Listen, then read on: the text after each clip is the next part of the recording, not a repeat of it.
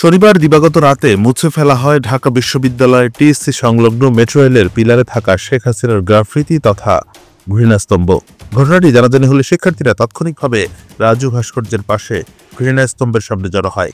বিশ্ববিদ্যালয়ের প্রক্টর সাইফুদ্দিন আহমেদের অনুমতি নিয়ে এই কাজ করা হচ্ছে এমন তথ্য জানার পর শিক্ষার্থীরা বিক্ষোভ শুরু করেন। তারা প্রক্টরের পদত্যাগ দাবি করেন।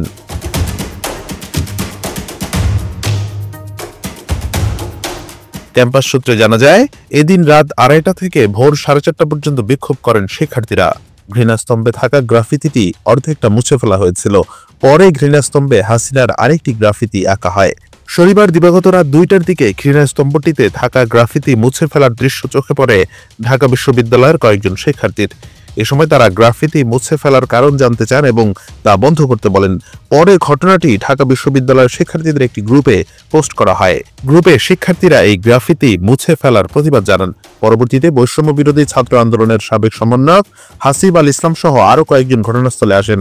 এটি কেন মুছে ফেলা হচ্ছে এমন প্রশ্ন তোলেন তারা। এর পেছনে কারা জড়িত, কার অনুমতিতে এমনটা করা হচ্ছে তা তারা জানতে চান। তখন মেট্রো রেলের পক্ষ থেকে ঘটনাস্থলে থাকা এই কাজের দায়িত্বপ্রাপ্ত কর্মকর্তা ইউসুফ আহমেদ বলেন, এই ঘটনায় বিশ্ববিদ্যালয় প্রশাসনের অনুমতি নেওয়া হয়েছে। একথা শুনে শিক্ষার্থীরা তীব্র ক্ষোভ প্রকাশ করেন। এই ঘটনায় প্রক্টর সাইফুদ্দিন আহমেদকে ঘটনাস্থলে উপস্থিত হওয়ার জন্য শিক্ষার্থীদের পক্ষ থেকে আহ্বান জানানো হয়।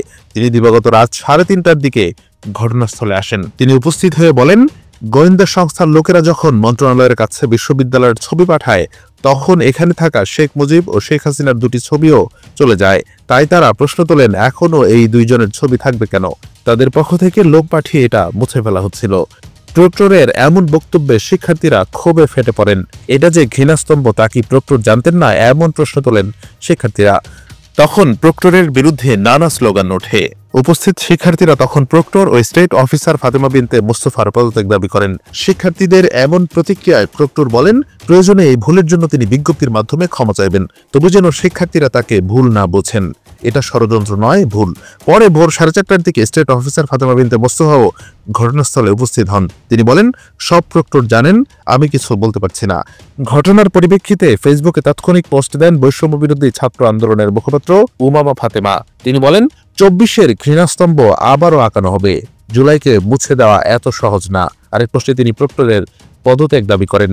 আরেক শিক্ষার্থী তার ফেসবুক পোস্টে লিখেছেন, বিভিন্ন জায়গা থেকে এরা প্রথমে গ্রাফিতি মুছতে চাইবে, তারপর দেশের মানুষের মন থেকে এই হায়নাদের অপকর্মের ফিরিস্তি মুছে দিতে চাইবে, কিন্তু আমরা তা হতে দেব না। দেশের জনগণের উচিত সেটা কোনো অবস্থাতেই না হতে দেওয়া। Anwar Hossain, BD archive.